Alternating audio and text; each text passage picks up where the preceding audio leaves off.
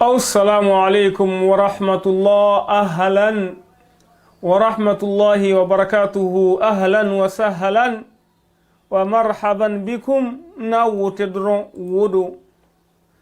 نالا سلام أمينا explication دوندي إن شاء الله ربنا جل جلاله عز وجل جل جلاله اللهم صل على محمد وعلى آله وأصحابه وسلم تسليما كثيرا إن الحمد لله نحمده ونستعينه ونعوذ بالله من شرور أنفسنا ومن سيئات أعمالنا من يهده الله فهو المهتدي ومن يضلل فلن تجد له وليا مرشدا.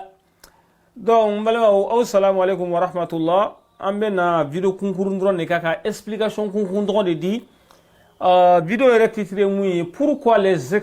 occidentaux ont peur de l'islam. Voilà, un peu de tchobi, un peu d'introduction.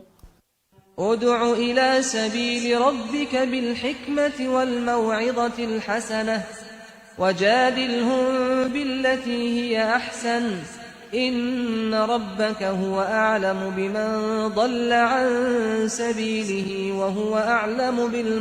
بالمهتدين. Voilà, ادع إلى سبيل ربك بالحكمة والموعظة الحسنة وجادلهم بالتي هي أحسن إن ربك هو أعلم بمن ضل عن سبيله وهو أعلم بالمهتدين.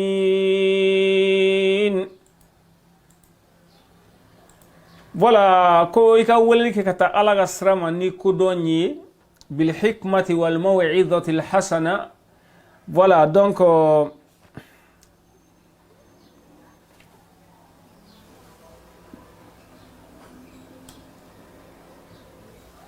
voilà na wote wodo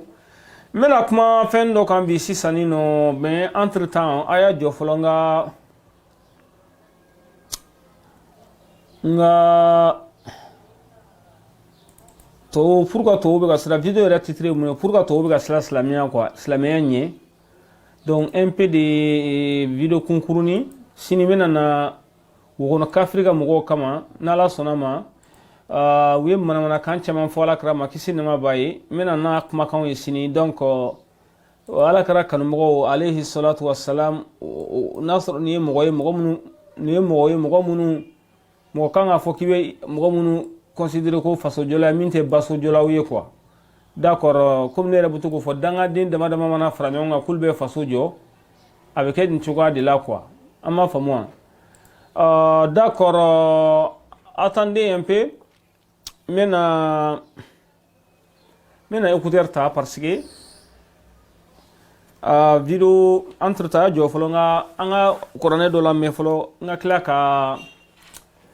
vidéo partager folo me écouter ta kana me entre temps anga la ka kuma kan do la me folo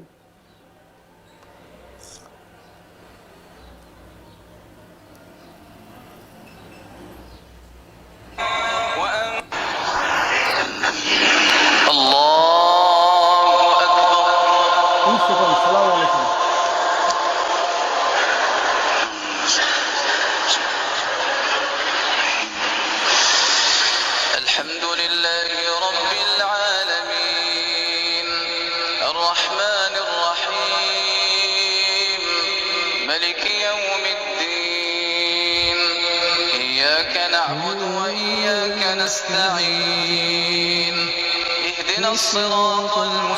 المستقيم صراط الذين أنعمت عليهم غير المغضوب عليهم ولا الضالين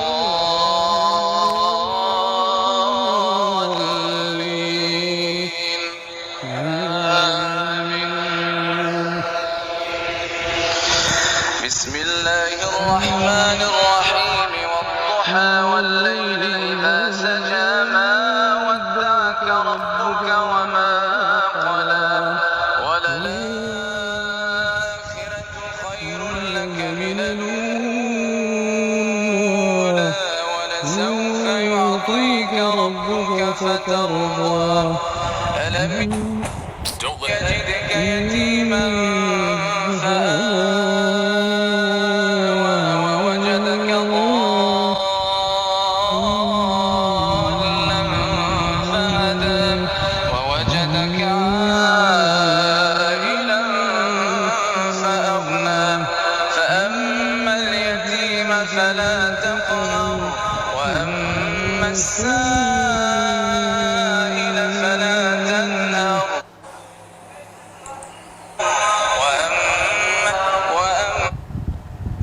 وأما السامة بنعمة ربك فحدث بسم الله الرحمن الرحيم إنا أنزلناه في ليلة القدر وما أدراك ما ليلة القدر ليلة القدر خير من ألف شهر تنزل الملائكة والروح فيها بإذن ربهم من كل أمر سلام هي حتى مطلع الفجر بسم الله الرحمن الرحيم سبح اسم ربك الأعلى الذي خلق فسوى والذي بسم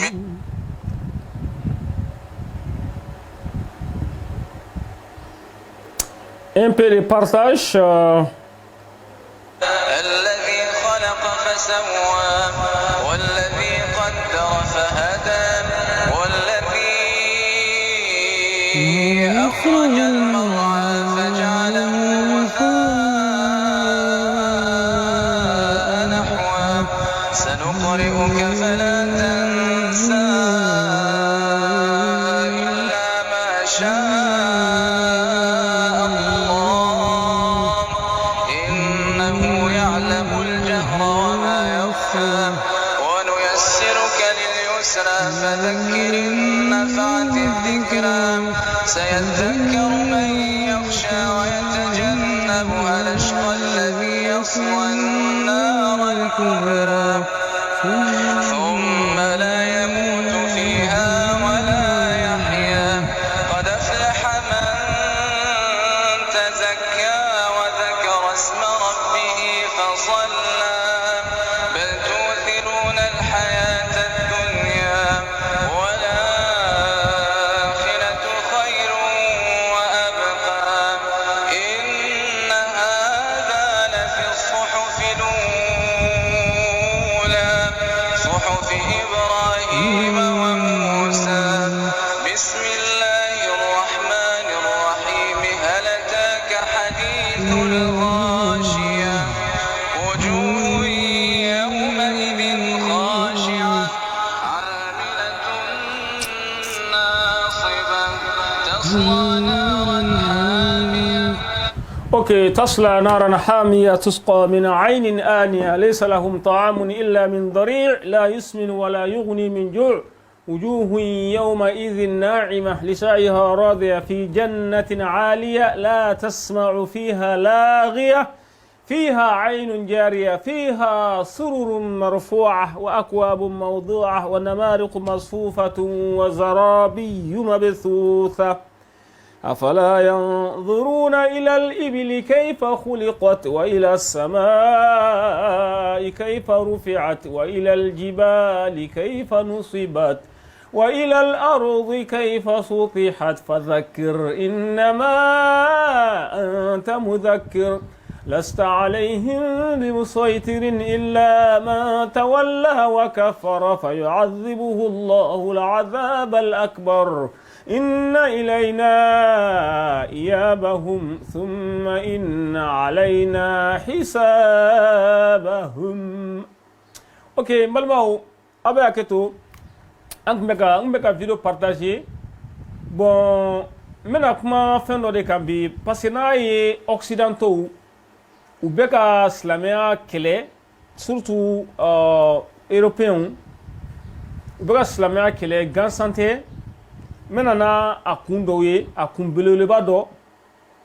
parce que ala yɛrɛ ko walan tarda anka alyahud wala nasara hatta tattabi'a millatahum qul inna huda allahi huwa alhuda ala ko kuranɛ kɔnɔ ko yahudiyaw ni chrétiens u tɛ silamɛya kɛlɛli dabila u t'aw kɛlɛli dabila fo a ka tugu kɔ fo a ka tugu ka taga sira de kɔ n'o kɛra don min na kɛlɛ bɛ ban quoi voilà à part ça la kɛlɛ tɛ ban dɛ voilà they will keep trying they try and they will keep trying wa essayer ala ko wala yazaluna yuqatilunakum hatta yaruddukum an dinikum in istata'u wa man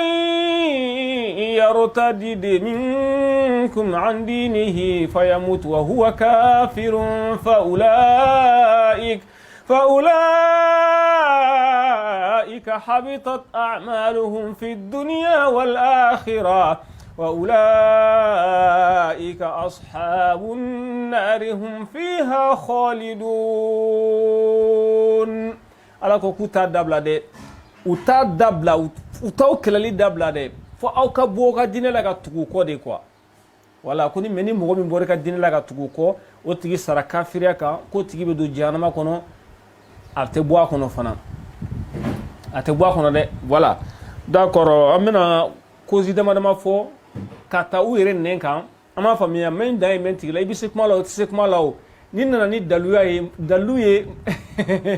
mogo mi ka kuma famu quoi d'accord mena ni dalu do de bon ameriki dalu dama bo olu fe olu taymi americain be sera immigration ye muna parce que americain ko no le immigration ko de ka bo dugo la ka tisiki dugo do la quoi parce que ameriki flene to bu fle to be diero to ute dimso ute densoro fe quoi ute furu fe ute densoro fana fe parce que ulu la made do ulu la made do quoi ute densoro fe ute furu fe d'accord bon americain ko sa no le jama ka duka jamana kono tuka do la jama de be kla kana ke duna munumena olu be kla kana ke ameriki chien tabagai ama fam c'est pour que immigration mani americain ni olu tate juguya te olu taye quoi olu tate juguya de olu be sra o yoro de nye na nunu to kala do nga dugu na sisa andun te ka den soro à la fin olu le bina ke dugu tigi americain sra ne be do nye no americain nga papier di aw ma u ka dugu la ate foi tien ye parce que minga gelolu ma ikana ta fo kibeta balo olu la quoi d'accord amena ta européen fana ta nye fo doni bo amba beta u yere da u be ka sra ni nye islamia u be ka sra surtout islamia u be ka sra islamia tukwa mina parce que islamia be den soro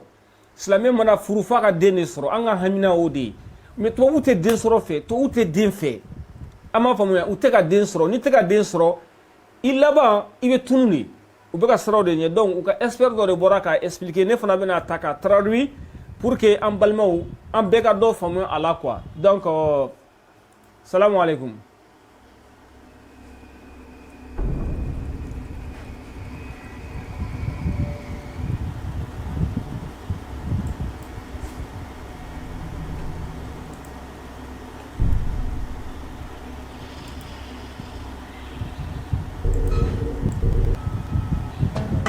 For more than 25 years, there must be a fertility rate of 2.11 children per family. Ako bomba expliquer dronte na kuma be parce que si mena na ko kafrika mugo kama cheko for more than 25 years in order for a culture to maintain itself for more than 25 years it requires fertility rate of 2.1. With anything less, the culture will decline. Voilà.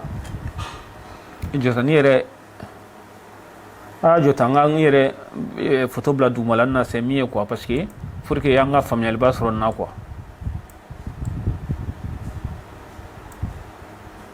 11 children per family. Voilà ako an jatemne de ako ko in order for a culture to maintain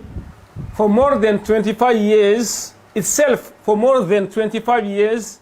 it required fertility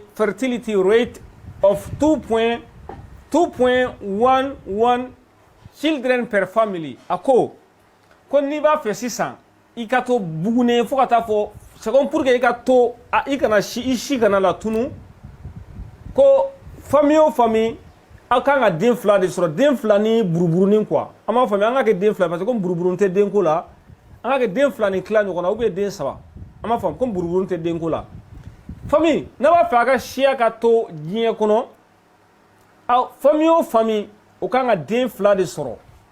cɛ b'o fɔ an ka lamɛn a ma video ma jan n'an tilara dɔrɔn n b'a tigɛ parce que sini n bɛna kafiri den ninnu kama sini n'Ala sɔnna ma a bɛna chauffer da la dɔɔni parce que u ka vocal dɔw bɛ yen nɔ n bɛna u jouer aw yɛrɛ bɛ kabakoya d'accord a y'a a ka kuma lamɛn bon u bɛ ka sira nin de ɲɛ an ka taa dɛ il faut bien écouter an ka lamɛn ka ɲa u bɛ ka sira min ɲɛ a bɛ n'a bɛɛ fɔ a y'a faamuya an ka continuer. With anything less, the culture will decline. Ko fɛn fɛn bɛ nin dugu ma den fila famille o famille n'aw ma den fila sɔrɔ aw bɛ tila ka bin de decline o kɔrɔ de ka tila ka déclin aw bɛ jigin de aw bɛ tunun de an ka kɛ ten n'a ye dugu sigi sisan dugu o dugu ni dugu o dugu bɛ dugu nin kɔnɔ ni dugu o dugu ma den fila sɔrɔ yanni san 25 cɛ o dugu bɛ ci o dugu bɛ ci parce que pour que dugu ka to ka continuer fo chaque famille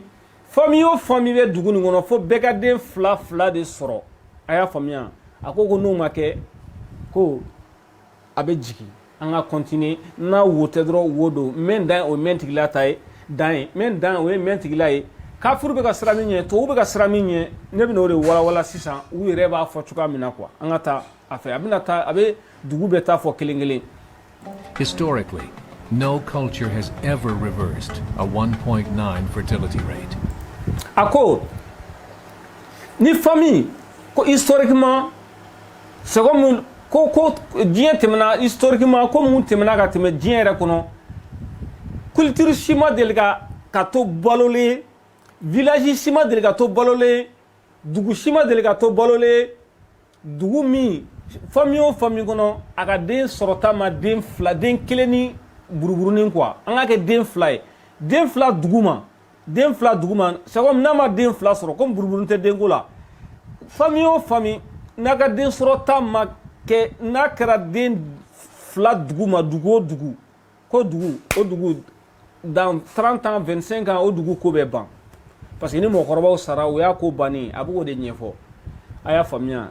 donc n'a sɔrɔ a ye u ka dugu o dugu sisan a bɛ ka den kelen ni dɔɔni dɔrɔn de sɔrɔ a tɛ ka ou bien a bɛ ka da den kelen ma ko dans 30 ans jamais aw se k'a fɔ k'a bɛna bugun tuguni quoi a bɛ k'o de fɔ an ka lamɛn parce que a ka kuma kun ye min ye a bɛna a bɛɛ fɔ quoi ni ne pressera n bɛna tiɲɛ quoi et puis nin tɛ vidéo jugu yɛrɛ ye a bɛ internet kan i yɛrɛ b'a ta i b'a lamɛn i b'a lajɛ parce que ne bɛ kafiri ninnu ka ko kɛ taa jateminɛ kuma caman n'a wo tɛ dɔrɔn wo don quoi. A rate of 1.3, impossible to reverse. Voilà a ko n'a sɔrɔ sisan famille o famille aw bɛ den kelen ani den sigiyɔrɔma 3 sɔrɔ den kelen ni den sigiyɔrɔma 3 c'est comme n'a bɛ den kelen de sɔrɔ den kelen n'a b'o de sɔrɔ ko fo ka taa fɔ aw tɛ se k'a fɔ k'a bɛna segin tuguni ka bugun ka tila ka to balolen ye quoi an b'a faamuya a ko k'o tɛ se ka kɛ a se ka reverser k'a lasegin kɔ o tɛ se ka kɛ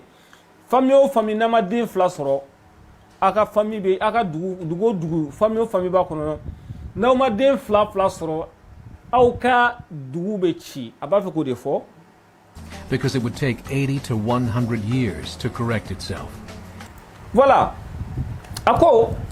bon n'a sɔrɔ famille o famille sisan aw bɛ ka den kelen ani kilancɛ sɔrɔ ou bien den kelen ani den sigiyɔrɔma 3 a ma faamuya a ma kuma yɛrɛ la surunyara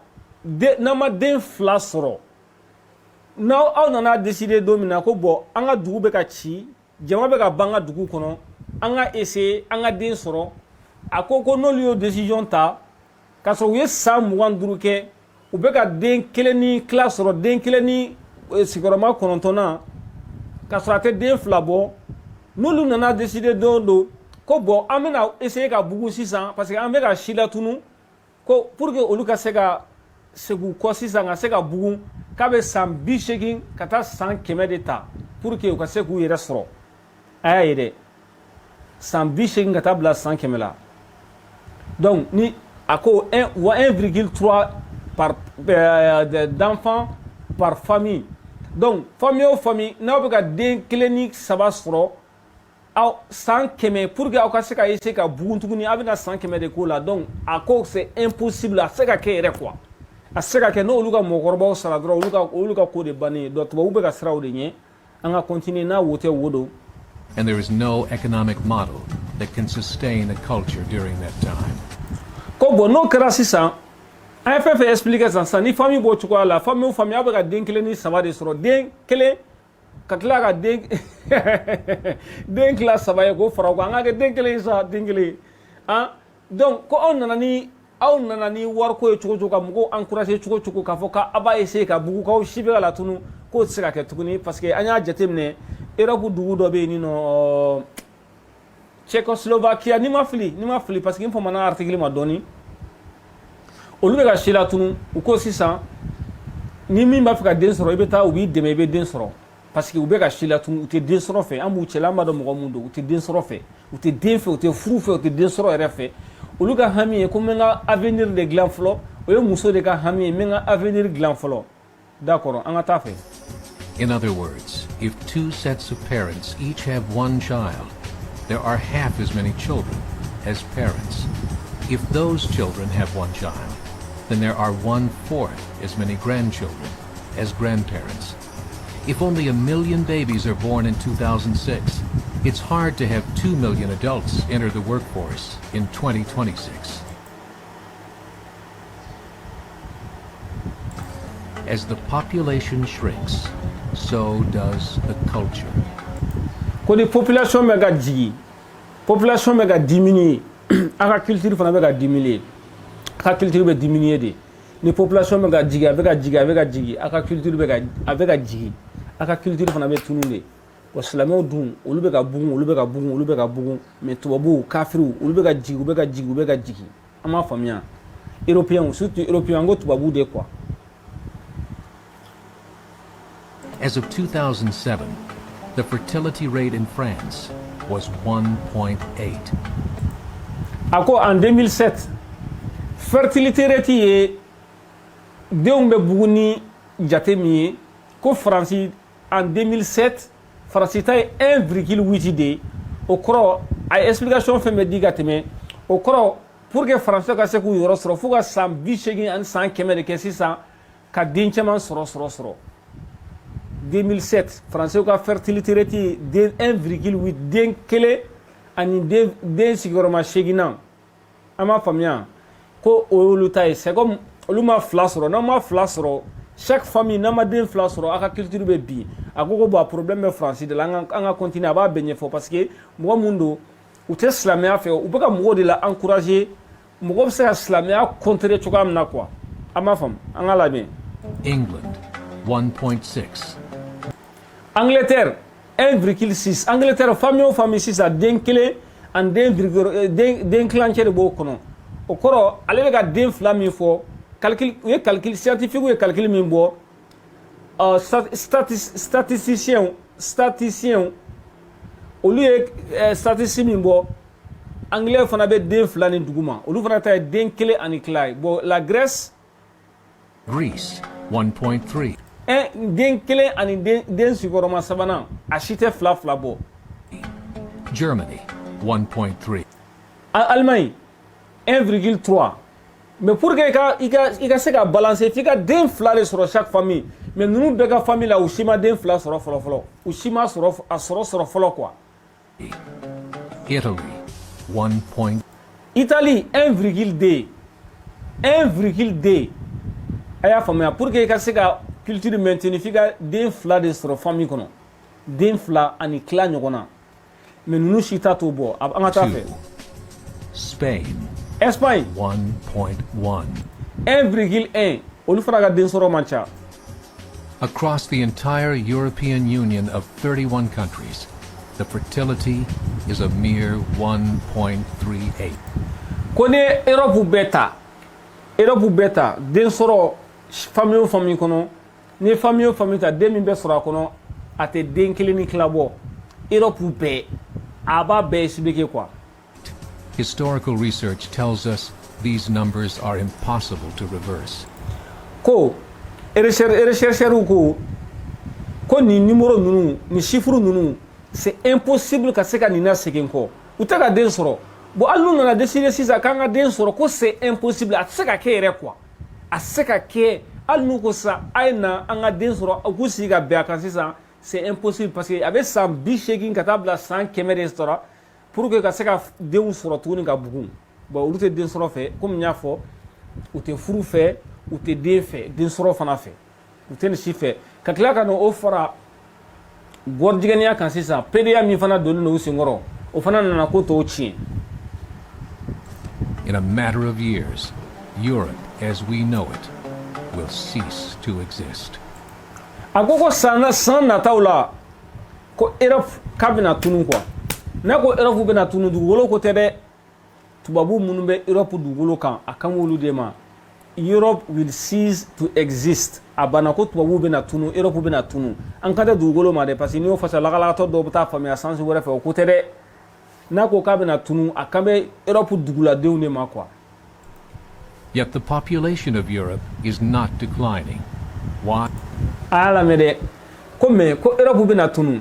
a jonga ni roni expliquer nyaka ban mo même ko nun donné quoi ako ko Europe be ga tunu afse kuma la de Europe be ga tunu ko Europe population te ga tunu ama famia ko Europe be na tunu mais ma so nga fo européen de ko Europe be na tunu mais akla ga ko Europe population o te ga tunu parce que islam munu be o be ka bugu ne quoi aba be fo continuons. Immigration, Islamic immigration. Voilà, parce que Europe be ka bugu ko islamique immigration islamique islamien munu be ka tout si Europe o de be ka Europe jama chaya kasoro européen were u be ka diminuer u be ka dogoya u be ka jigi comme nya fo u te den soro fe u te furu fe gordigenia de kadu ye u ka vie rek c'est comme ala tanama ko o drone kado luye quoi u te furu jenete ko juguye ama famia atokara bagaya yere si sa u fe u be temete ni nyon tendron ina fo bagan ma ka tukam na quoi. Of all population growth in Europe since 1990, 90% has been Islamic immigration. Ko ka ta 1990 la kana blabi ko Europe population be ka yele ko fo ite ka yele ni islamien te quoi islamien munu be ka tout sigi Europe o le be ka Europe population na yele ka soro européen yere tubabu yere ulu be ka dogoya mais population be ka chaya mais tubabu yere be ka dogoya u yere fi. France, 1.8 children per family. Muslims, 8.1. C'est ça. Asra kuma koloma yoro de la quoi. Ako France, comment nya fa tukam na pour que dugu kana ci, pour que jamana kana tunu, pour que aka shia kana tunu, fo famille au ka den fla de soro famille ni kono. Ako ko France 1,8 den keleni clan ngona. Den keleni clan ngona. France famille kono odi be ka soro yi. Ko mais Slamé du mun be France kono kolu be den shegi ni soro chaque famille be den shegi ni soro kafuru be ka den kele soro famille kono Slamé be ka den shegi soro famille kono. Voici la différence. Ayra kala yali la galato ali burama jara kun finde na abado ko ça fait quelque chose. Est-ce que nyongo o be ka den kele ni soro e be ka den shegi awe dugu kono 600 par exemple fla be ka den shegin soro fladu anga ke sa fladu keme numunga du keme fladu kelen ol be ka den shegin soro ga du kono numunga du o du be ka den kelen de soro ga du kono donc na esa mugan san binan ko la jomena tunu ga bo dugu kono 600 jomena tunu ka bo dugu kono jomena tiani join fana aboko de fo donc slamo ga du o du 8.1 per family. Den shegi ni islamé du kono France abuko de fa ba jamana be cité parce que maro mo mundu uka hanyina ko de ni ko islamé be saka kele tuka o tuko yala ubugo de nyini ajonga do bon kana folon ama benye fo quoi ama fam voilà anga ta fait In southern France, traditionally one of the most populated church regions in the world, there are now more mosques than churches. Ako, Francis, le sud de la France, le sud de la France, Francis sud. Ako, ko yoro la, ko église mimbe, ka nyugona, dien fanchi, église mpen yoron na, ka kunte dien yoroshi quoi. Tellement que église ka c'est comme Marseille nous, je pense de Marseille, Bordeaux nous. Ko yoro la, ko église munu kumbe, ka kunte dien dugushi la, dien dugushi. A église kunte dien shila, ko me ko munu be ka kebi. Ko o église be ka datugu, misiru de be ka daele. Aya famia parce que muna anya fa chuamna ute furu ute densoro fe ou be ka dîner fana bo ou ka ville ute dîner fana fe quoi. Donc église nunu be tindron ou datugule no donc slamo be ka sanga to ka ke misiri bo be kalama. Ama famia c'est comme église ka cha yoro me la slamo ka misiri be ka ta cha ni katime église fana kan. Aya fam 30% of children ages 20 and younger are Islamic. Ako ko demsanim mun me Franci de demsanim me Franci a 30% Franci jeune 30% ko oluye islameo de parce que muna mo korban nun te ka den soro tuguni aw te ka den soro tubabu be ka islameo be ka den soro donc islameo ka den o les jeunes ye bi parce que tubabu te ka den soro be ka koro ama famia aflek aba be expliquer ou te feno be no to dugo quoi parce que ale reten ke ko jugo ale ka lañini de ka se ka islamia yere bali aka se ka bukun quoi mais on ba ta man yere encadrer na yere donc ata aflek affaire ko jugo te quoi. In the larger cities such as Nice, Marseille and Paris, ko Nice, Marseille and Paris, that number has grown to 45%. Comme Nice, Marseille et Paris, 45%, jeunes 45%, les jeunes qui me disent binandrou bes la meudi, kadam ne 20 ans kadjigi, kadam ne 20 ans kadjigi, bon, donnier 30 ans kadjigi, bon, ouais, 30 ans, 29 ans kadjigi, ou 30%, mais c'est ça, 45% de la population de Nice, de Paris, je pense que Marseille fana quoi. Bon, ko oye samouane kadjigi ni bes la medeuni ama famia la medeuni population demseni 40%, 45%, 30%. Angata fait na wote dro wodo. By 2027, 1 in 5 Frenchmen will be Muslim. Ako en 2027, ko 1 in 5 Frenchmen will be Muslim. Ako ko en 2027 ko ne français duru jo ko kele islamé o koro population 20% o de bena ke islamé français kono abugo de fo quoi en 2027 parce que logiquement c'est comme ça et fla ba den soro fla do be den shegin soro e numundo be den kele soro du keme anga continuer ke jomena bugum jomena chaya na nous la vie na ba continuer nous ubena koro mais flaw alno lu koro la lu de fana be ka koro baya de lu de mena ke jenu ka so don nous de me ka koro abo chuka la quoi uba non fe mundo ubeka srande In ni just 39 years, France will be an Islamic republic. ko dans 30 ans anga ke 39 ans 30 pardon dans 39 ans ko France be na ke islam jamana de sans bisbani kononton France be na ke islam jamana de uti se foi la PDA gordigania uti den fe uti den soro fe kono tien ama famia ubo drone do uti furu era de fe quoi uti furu e fe utala quoi utala uti furu fe ni tanu makubu furu era ba foko fabila o. In the last 30 years, Ako sambi sabatemene the Muslim population of Great Britain rose from 82,000 to 2. ko Angleterre population islamé munu kume ko olukunye 82 000 waa bi segini fila silamɛ de tun bɛ Angleterre ko mais bi ko silamɛ miliyɔn 2 ani tila ko o de bɛ Angleterre bi silamɛ miliyɔn 2 ani tila masha Allah n'a y'o tɛ dɔrɔn wo don an ma fɔ k'aw kana k'aw ka ban furu ma dɛ an m'o fɔ dɛ 0.5 million, a 30-fold increase. Quand multiplié par 30 de Angleterre silamɛw multipliera par 30 de 30. There are over 1,000 mosques, many of them form. Ko plus de 1000 mosquées o de bɛ Angleterre ko a caman fana ye église kɔrɔ de ye a caman o ye église kɔrɔ de ye over 1000 mosques misiri 1000 a ka ca ni o ye min bɛ Angleterre ko wa o misiri nin bɛ église kɔrɔ de ye chrétiens ma dɔgɔyama tɛ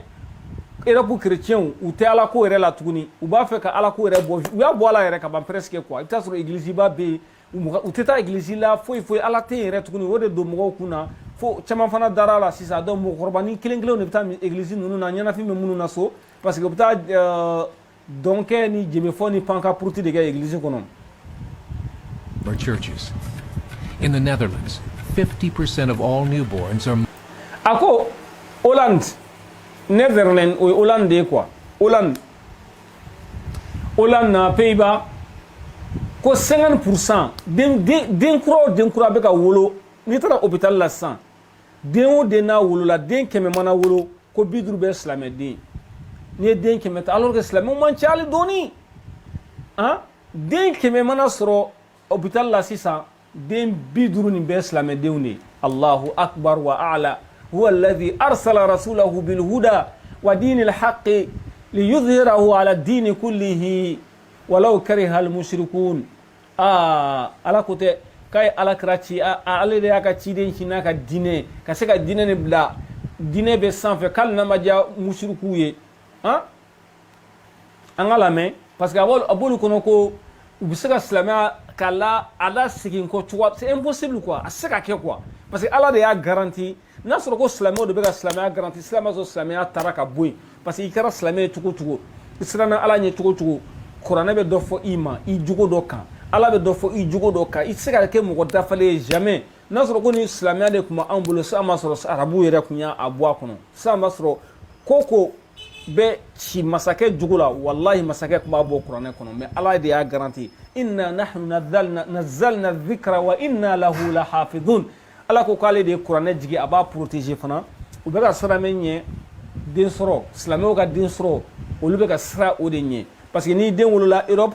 a bɛ kɛ duguladen a bɛ kɛ citoyen n'a kɛra citoyen yɔrɔ kɔni i tɛ se k'a fɔ k'a ka taa ka dugu la i b'a sɔrɔ sa a tɛ mɔgɔ yɛrɛ dɔn Faransi Mali la a tɛ mɔgɔ dɔn Algérie e tɛ se ka na a fɔ o ɲɛna cogoya si la k'a ka taa ka dugu la ko yen ka tɛ quoi an m'a faamuya an ka taa fɛ. Muslim, and in only 15 years, half of the population of the Netherlands will be Muslim. Ko dans 15 ans ko Hollande population clancée bɛɛ bɛna kɛ silamɛ de ye. Dans 15 ans. In Russia, there are over 23 million. Ko Russie la ko silamɛ miliyɔn 23 de bɛ Russiw fɛ yen o dun ye tiɲɛ u ka petini bɛ ta ko f'a bɛ se u ka kɛlɛkɛla ni u bɛ ɲɔgɔn gosi min na tan komi anglais la u b'a fɔ ko UFC u ka championnat min bɛ f'u bɛ ɲɔgɔn gosi ta karate ni fɛn bɛɛ b'a la a cɛnin tɔgɔ ko Khabib bon Khabib bɛ bɔ dugu min na Dagestan ale kɛrɛfɛ dugu Tchétchénie ale ni Ingushetia olu bɛɛ silamɛw de ka taa fara ala u ka dugu dɔ fana bɛ yen nɔ Kazan o fana y'u ka duguba silamɛ duguba a bɛɛ tubabu bilen minnu yɛrɛ dɔn dɛ olu de ye silamɛ o yɔrɔ la quoi Russia sud la kɔni minnu ni u ni Iraniyɛnw bɛ frontière la ji la quoi ji o de b'u ni Iraniyɛnw cɛ quoi an ka lamɛn u b'a fɔ o ma ko Black Sea ye je pense que an ka pan That's 1 out of 5 Russians. C'est comme ne Russie duru jɔ kelen silamɛ population 20% de ye silamɛ ye Russiw fɛ yen 40% of the entire Russian army will be Islamic. Ko Russiw ka armée 40% o bɛɛ de bɛna kɛ silamɛ ye sisan olu bɛ sirala nin yɔrɔ de ɲɛ quoi. In just a few short years. Currently in Belgium, Ko maintenant en Belgique 25% of the population and 50% of all newborns. ako Belgique ça population 25%.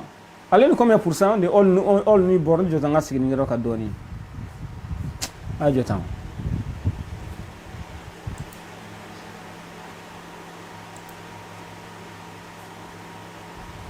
Parce que ngada ka ay mi faut exactement quoi. Ça c'est 31. Voilà. Currently in Belgium, 25% of the population and 50% of all newborns. Voilà, ko Belgique 25 population 25%. Population 25%. Oye 25% ne mo nan jo mo kele o de islamé aboko de fo bossa demsani de renu bidru keme bidru o islamé de ko de mun meka soro hôpital la Are Muslim. The government of Belgium has stated 1/3 of all European children will be born to Muslim families. ko un tiers ne den keme o den keme un tiers o bisaba ni saba de ko un tiers bisaba ani saba ne den keme o den keme jo ne den keme o den keme jo 600 ko Europe en décabé 2025 mais peut-être dans 5 ans ne den keme o den keme jo Europe den bisaba ni saba o bena ke islamé de o bena wuro islamé ya c'est comme islamé de on ne bena ko yo ko islamé munu sigile me Europe en 2025 sans duru kono dew de be soro sa Europe ne den keme ta bisaba ni saba o islamé o de parce que nya fa tukamna olu te den soro fe ambo fo bi ambo fo sin ali malla munu bu dem so blata école université uni fona ba fa ku de unte furu kaka to ya ka kalanke c'est comme ça c'est pareil afana dona trobula dona européen na c'est tout c'est ainsi donc ça a été ainsi akobo tukwa de la jagwa ube tunu quoi ube tunu sini andu na ambe amna hami de ne quoi ka wolo dron ala kra fa kese na mabay ka nga wolo dron ko alkema kalbe wasuna an nga chaya de quoi mais uta fait sini deni comme mba sutra quoi ntana to ko mais ni mo mi hakili aye o ba famia quoi deni donc ministère la malla peut-être a deni fa ko comme go kana ta seli ministère kono ntana ministère to fani mo hakili aye abana comme go kana seli ministère kono comme go kana islamia ko assalamu alaikum ni c'est comme ngana islamia ko interdiction do ministère kono quoi fo mo wula ka mangan chala ya dala chala o deni ayi aka furu foro borama parce que ako ka te dini soro quoi te folo mi ya furu ma songa din soro ya te din soro fe ama famu donc malé mena ke ministre o de kama ay din asa furu la tuguni quoi d'accord anga ta fe By 2025, just 17 years away. The German government, the first to talk about this publicly, recently released a statement saying, ko Allemagne folo de kuma na ni ko nin kan ka kuma ni ko nin ga islamo be ga bugun tuga na ko the fall in the German population can no longer be stopped. ko Allemagne era ko publiquement olu ka population be ga jigili mi ga tubabu nango population ngame tubabu munu be ole duguti ole ta duguye to be ga dogo Allemagne ko donc ko c'est impossible ka fo ku ou bena ok anga deun sura sanga bugun tuguni ko ka saka ke quoi a saka ke donc 2050 dans 30 ans islamé ou bena bugun tuguni ka ta fe mais abino nombre fo Its downward spiral is no longer reversible. It will be a Muslim state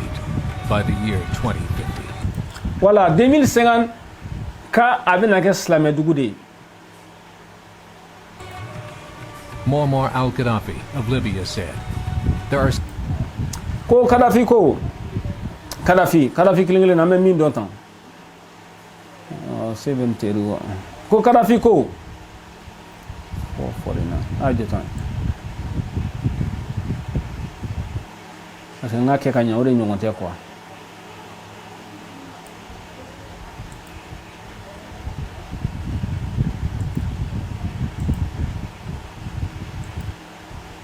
voilà akoko Gaddafi ko there are signs that Allah will grant victory to Islam in Europe without swords, without guns, without conquest. Ko Gaddafi ko a jɔ n ka sɛbɛnni bila pour que mɔgɔ caman kana miiri ko ne y'a fabriquer quoi voilà. That Allah will grant victory to Islam. Ko Kadhafi ko a ma se silamɛw ka bisi ta, u ma se u ka muru ta, a ma se u ka jeli ta, a ma se u ka marifa ta, ko Ala bɛ victoire di silamɛya ma Europe k'a sɔrɔ an ma kɛlɛ kɛ, an ma marifa ta, an ma foyi kɛ. Ko Kadhafi y'o fɔ, Kadhafi bɛna a cogoya fɔ sisan. In Europe, without swords, without guns, without conquest, we don't need terrorists. Kadhafi ko an mago tɛ terrorisiw la, an mago tɛ terrorisiw la, an mago tɛ ka taa mɔgɔ faga. Ko silamɛw bɛ Europe bisa million 50 de bɛ Europe. Donc ko dans quelques années, peut-être dans 10 ans, 20 ans, 30 ans, 40 ans, ko silamɛya bɛna Europe bɛɛ minɛ parce que million 50 min bɛ yen sisan a k'a jateminɛ i ko multiplier par hali 5 dɔrɔn, hein? I ko multiplier par 5 dɔrɔn, ça va faire peut-être 250 millions o de bɛna fara silamɛ de bɛna fara Europe population kan. Islam in Europe, without swords, without guns, without conquest. We don't need terrorists. We don't need homicide bombers. The 50+ million Muslims in Europe will turn it into a Muslim continent within a few decades. There are currently 52 million Muslims in Europe. The German government said that number is expected to double in the next 20 years. Ko dans 20 ans, ko Allemagne ko gouvernement ko 52 millions silamɛw bɛ Europe sisan, dans 20 ans ko a bɛna taa million 100 de la sisan. To 104 million 104. Closer to home, the numbers tell a similar story. Ko ko Amerique fana ka abo cogoya la fana quoi. Right now, Canada's fertility rate is 1.6.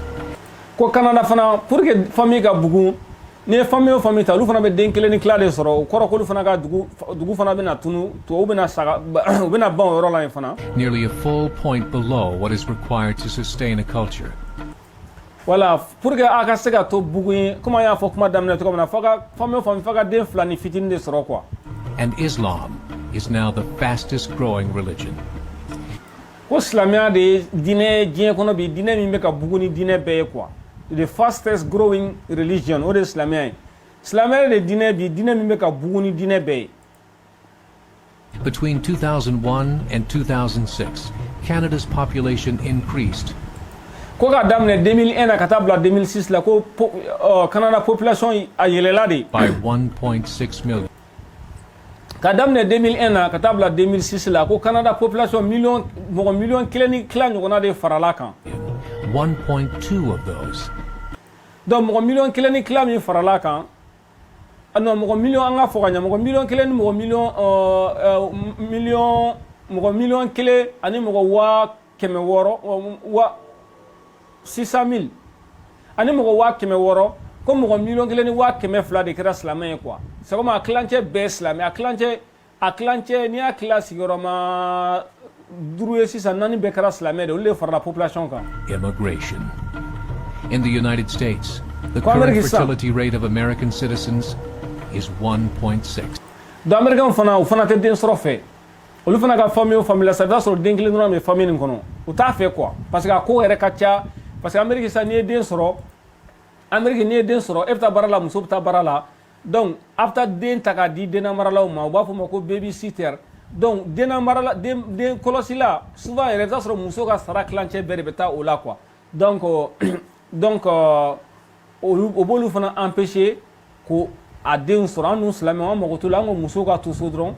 a ka dumuni kɛ a ka to ka den wolo dɔrɔn a banna parce que Ala de fɔ waqarna fi buyutikunna wala tabarrajna tabarrujal jahiliyatil ula. Ala ko muso ka to so kɔnɔ quoi k'a kana bɔ i n'a fɔ fɔlɔ la jahilu bɛ bɔ cogoya min na quoi. Donc o de b'a n'u cɛ u bɛ ka sira min ɲɛ a bɛ kɛ fana. With the influx of the Latino nations, the rate increases to 2.11. Voilà ko latino nale Amérique sisan a kɛra olu fana bɛ denba de sɔrɔ latino ninnu mexicain ninnu ni Amérique latine mɔgɔw olu bɛ den sɔrɔ dɛ parce que olu tɛ tubabu olu ɲagaminen don u jɛlen don quoi to o de tɛ den sɔrɔ fɛ diɲɛ bɛɛ. Bare minimum required to sustain a culture. In 1970, ko 1970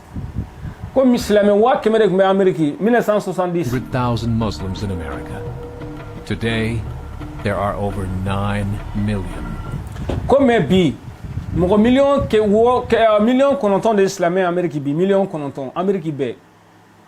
The world is changing. It's time to wake up. Ko diɲɛ bɛ ka yɛlɛ ko a sera mɔgɔ k'u ɲɛ yɛlɛ ten sa kan bɛ kafiru de ma quoi. 3 years ago, a meeting of 24 Islamic organizations was held in Chicago. The transcripts of that meeting showed in detail their plans to evangelize America. Voilà, ko silamɛw ye ɲɔgɔn ye k'u bɛ se ka Ameriki ta cogoya min na quoi. U bɛ se ka Ameriki ta cogoya min na. Parce que Kadhafi y'a fɔ cogoya min na kɛlɛko tɛ wɔyɛko tɛ a ye den sɔrɔ dɔrɔn a ye muso 4 furu. A ma faamuya n'u ka Ameriki sa ni muso 4 furu n'a tɛ bɛn i bɛ fɔlɔ filanan i bɛ filanan sabanan naani i b'o wele k'i ka sunkuru quoi baasi t'o la. Through journalism, politics, education, and more. They said, we must prepare ourselves for the reality that in 30 years, there will be 50 million Muslims living in America. The world that we live in is not the world in which our children and grandchildren will live. The Catholic Church recently reported that Islam has just surpassed their membership numbers. Ko catholique ko parce que l'islamien chrétien ta tabolo de mais catholique ko islamien tiara temeno la tiara la 600 parce que ni islamien milliard keleni million kema wulon vla de dinya kono bi. Some studies show that at Islam's current rate of growth, in 5 to 7 years, it will be the dominant religion. Ko dans 5 ans islamien be na ke dîner be sans fin ala e mi fo ala ka laydu teni ko ababla dîner be sans fin. Imagine ala rasulullah sallam ali de adamne hein a kelen fukata ample dom nabi mo milliard kele ani million keme wolon va mo million wa kele ani million keme wolon vla o de tukura ala kara ko kise ne ma ba et puis abeka juguya de koyi abeka yele ama fam olu beka sra o de nya quoi. Premièrement u baro ko islamien an be bugun an be barake bon olu te ka songa bugun abena to jone tala boma to mi be France boma to mi be Rusila boma to mi be to dugu mi be la islamien do be kla kana ni be tienta parce que dans 100 ans ne reka jatila de ni 100 keme fara nyinanga o tana on si sura mais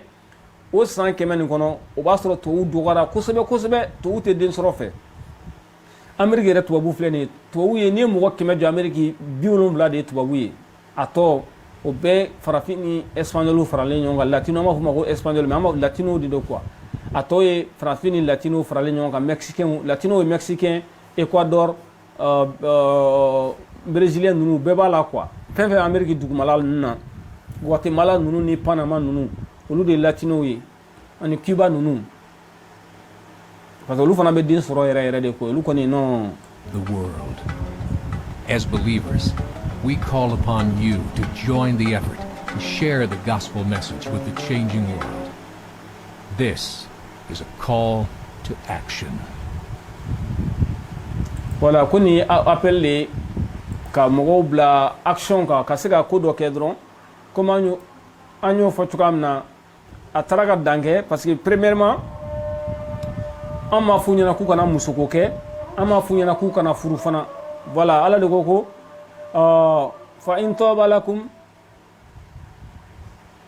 fankihu ma taba lakum minan nisa mathna wa thulatha wa ruba ala de koko anga muso furu kele fla sabanani oluko ko ikano ke ko me fisika jina ke kenema ko comme fitri sera